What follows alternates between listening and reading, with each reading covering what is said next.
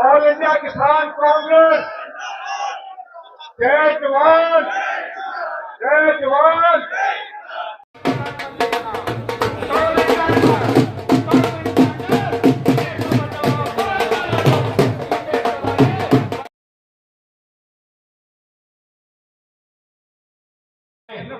आपकी आवाज जंतर मंतर से देश की संसद तक उस बहरी सरकार के कानों तक पहुंचेगी। सरदार सुखपाल सिंह खैरा के नेतृत्व में मुझे इस बात का संपूर्ण विश्वास है। आज हिंदुस्तान में, आज देश की संसद में सबसे बड़ी किसान विरोधी सरकार है।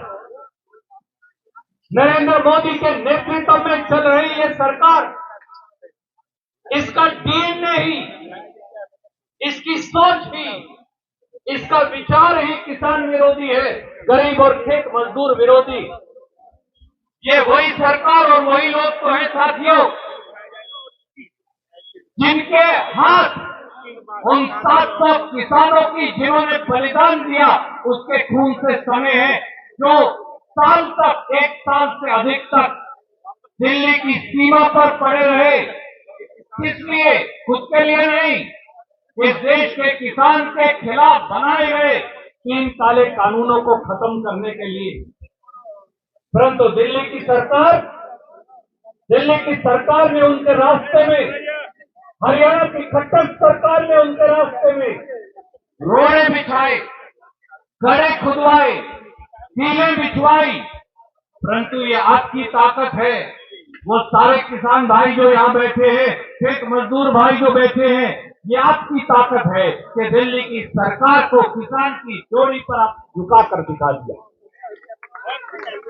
साथियों, ये वो लोग हैं, याद करिए प्रधानमंत्री नरेंद्र मोदी ने 2014 के चुनाव से पहले, उसके बाद फिर 2016 में बरेली उत्तर प्रदेश में ये कहा था कि किसानों की आय दुगनी करेंगे।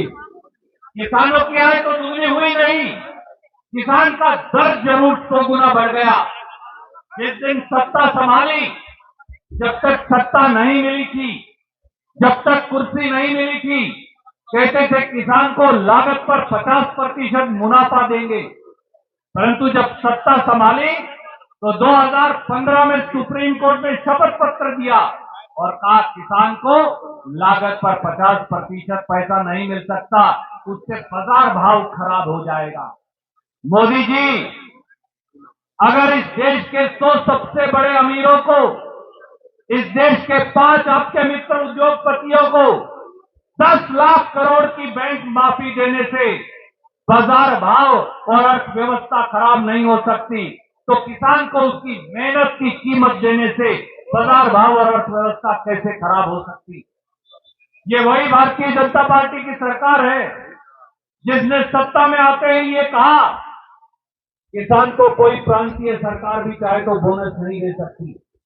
छत्तीसगढ़ की हमारी सरकार, राजस्थान की हमारी सरकार, कांग्रेस की सरकार ये चाहती थी कि जीरी पर, गेहूं के ऊपर किसान को बोनस दिया जाए। नरेंद्र मोदी ने चिट्ठी लिखी, देश के कृषि मंत्री ने चिट्ठी लिखी और ये कहा कि अगर आप अपने प्रांत से बोनस देंगे किसान को, गेहूं पर बोनस देंगे, धान पर बोनस देंगे, तो फिर हम आपके यहां सरकारी खरीद बंद कर देंगे। ये वो लोग हैं, वो कानून जो राहुल गांधी जी के नेतृत्व में सरदार मनमोहन सिंह जी की सरकार ने बनाया था, किसान का उचित भूमि मुआवजा कानून। सबसे पहला निर्णय नरेंद्र मोदी ने उस अध्यादेश को खत्म करने का लिया था। ये तो हिम्मत है इस देश के किसान की, इस देश की कांग्रेस पार्टी की, कि उन्होंने मिलकर संघर्ष किया। याद करिए, यहीं दिल्ली के अंदर 5 लाख से अधिक लोगों की रैली को राहुल गांधी जी ने संबोधित किया। संसद के अंदर किसान की आवाज उठाई और सरकार को आखिर मजबूर कर दिया कि वो अध्यादेश वापस ले। किसान को आज एमएसपी की गारंटी देने का वादा कर किसानों का आंदोलन वापस लिया था। परंतु आज फिर लगभग 1 साल बीत गया मैं आज पूछता हूं इस मन से, खेरा साहब ये बार बार पूछते आए, कहां है वो एमएसपी की गारंटी का वादा? जब निर्यात करना हो व्यापारी को, जो 3 या 4 बड़े व्यापारी हैं, तो फिर गेहूं की कीमत बढ़ जाएगी।